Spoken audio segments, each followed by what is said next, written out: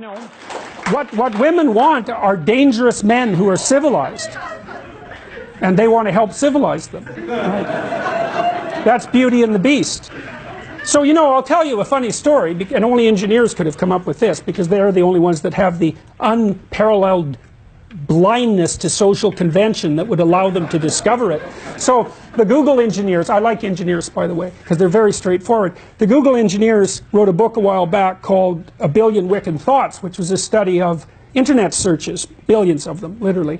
And they were looking a lot at pornography use. And, well, there's lots known about male pornography use, partly, and it's easy to understand. I mean, males are, you know, pretty visually oriented, and what attracts them to pornography is fairly straightforward.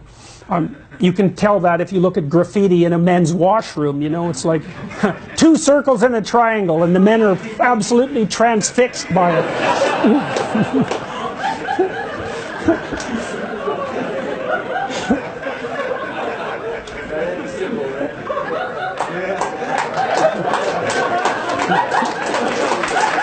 So, for women, the story is more complex. They use pornography too, but it tends to be literary, because women tend to like words more than they like visual stimuli. And so the Google guys tried to track down the archetypal structure of, well, they didn't use those words, of female pornography use. And so some of you know, how many of you know what a Harlequin romance is?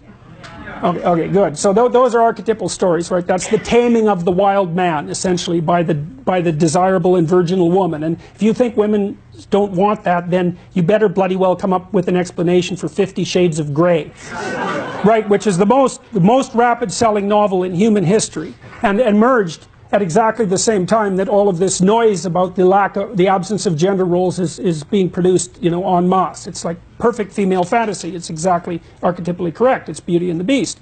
So what the Google guys showed was the structure of Beauty and the Beast, although they didn't use that as a referent, that the female pornographic fantasy was wild guy, you know, somewhat careless about the wants and desires of others, attractive to everyone, therefore high status, tamed by the magic of a single woman and brought into a relationship with her.